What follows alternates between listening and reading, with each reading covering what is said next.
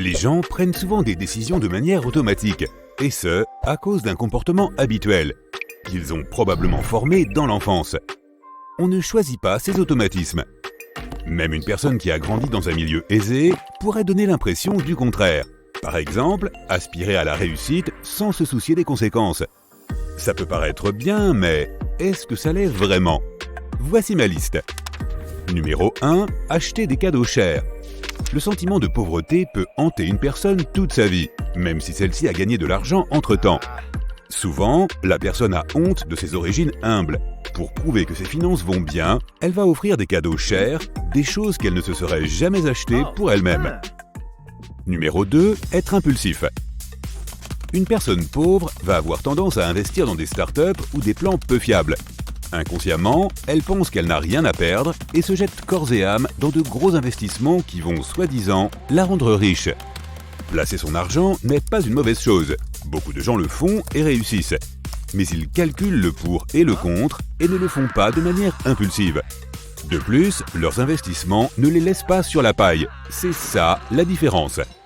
Numéro 3. Conserver la nourriture périmée. Les personnes qui ont grandi dans la pauvreté peuvent avoir souffert de la faim.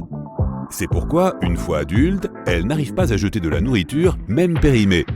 Ce réflexe d'accumulation peut s'étendre à d'autres domaines. Elles vont garder certains objets que d'autres considéreraient comme des déchets. Un vieux vélo cassé, des vêtements de la mauvaise taille ou couverts de taches, et ainsi de suite. Quand on grandit sans rien, on a du mal à se débarrasser de ce qu'on a. Numéro 4. Dépenser très vite. Le salaire est versé sur le compte et hop, il est dépensé aussi vite. Rien de bien nouveau, n'est-ce pas? Les personnes pauvres dépensent tout leur argent le plus vite possible. Car au fond, elles ont très peur qu'il disparaisse. Elles ne s'en aperçoivent même pas, c'est un réflexe instinctif. Au lieu de penser à comment bien employer cet argent ou à le mettre de côté, elles font des choses comme... Numéro 5. Des achats inutiles. Souvent, les personnes qui ont grandi dans la pauvreté ne sont pas les mieux placées pour planifier un budget. C'est-à-dire qu'on ne sait pas forcément gérer son argent en trop quand on n'a pas d'argent du tout. Une fois adultes, ces personnes font des achats inutiles sans penser aux conséquences. Elles veulent montrer qu'elles ne sont plus pauvres.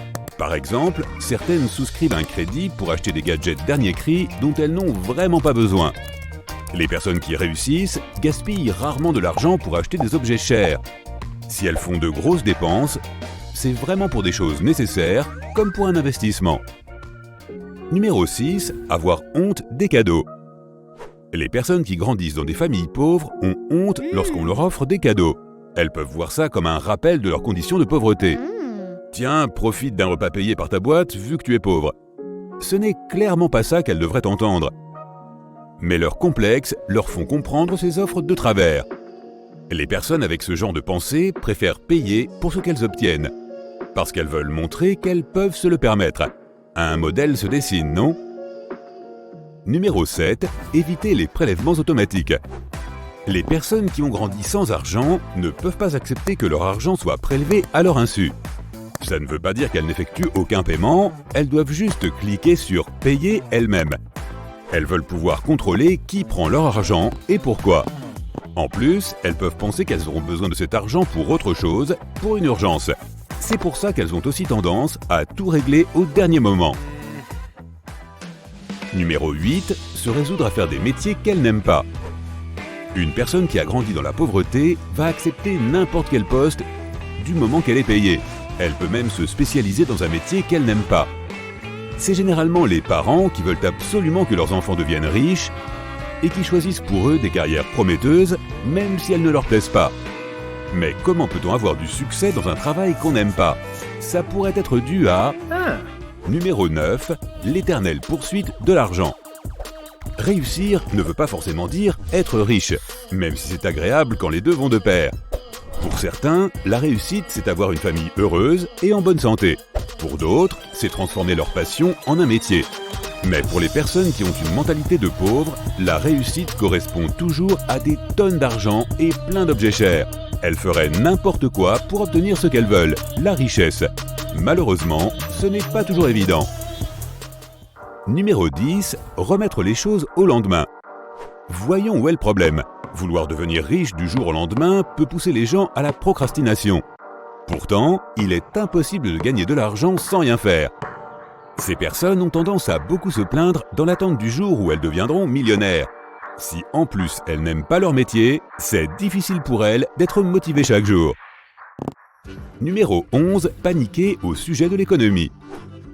Les prévisions d'effondrements économiques et de crises peuvent effrayer certaines personnes. Par peur de perdre tout ce qu'elles ont, elles restent collées devant la télé. C'est sûr, ça fait peur, mais leur vie ne changerait pas tant que ça en cas de récession. Il me reste encore quelques habitudes à perdre. Numéro 12. Ne pas planifier les journées à l'avance. Écrire une liste de choses à faire dans la journée et la respecter. Faire des listes juste pour le plaisir d'écrire ne sert à rien. Il faut être consciencieux et comprendre ce qui nous pousse à faire telle ou telle chose. Dès qu'on en prend conscience, chaque chose trouve sa place et on se rend compte que le temps est le meilleur des investissements. Numéro 13. Ne pas faire attention à sa santé. Travailler jour et nuit, ne pas dormir, manger des plats tout prêts, tout ça pour atteindre des objectifs de carrière et améliorer sa situation économique. On pense souvent que les gens qui font ça sont des bosseurs. D'accord, mais à quel prix ? Il faut toujours s'occuper de sa santé. On travaille beaucoup mieux quand on est en bonne santé. Les personnes riches ont l'habitude de consacrer au moins 30 minutes de leur journée à une activité physique. Cette habitude permet vraiment d'augmenter la productivité. Oublie le café. Numéro 14. Oubliez le développement personnel.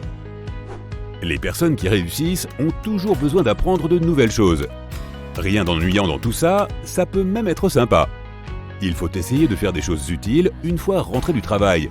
Choisir un hobby, s'inscrire à un cours, il en existe des gratuits et ce n'est pas une honte. Développer ses compétences. La lecture est une des activités préférées des riches. Numéro 15. Se réveiller au dernier moment. Les personnes qui réussissent se réveillent 1 heure ou 2, voire 3 heures avant d'aller travailler. Les gens qui n'aiment pas leur travail, ils se réveillent au dernier moment, prennent un petit déjeuner sur le pouce et s'en veulent d'arriver en retard. C'est un gros stress pour le corps et impossible de trouver du temps pour le développement personnel de cette façon. Il faut essayer de prendre son temps le matin, se lever tôt, faire un peu d'exercice. Lire, planifier sa journée, sa semaine ou carrément son année. Comme ça, on arrive au travail au mieux de sa forme. Et si tu as appris quelque chose en regardant cette vidéo aujourd'hui, clique sur j'aime et partage avec tes amis. Voilà d'autres vidéos cool qui pourraient te plaire. Clique à droite ou à gauche de l'écran et profite des moments sympas de la vie.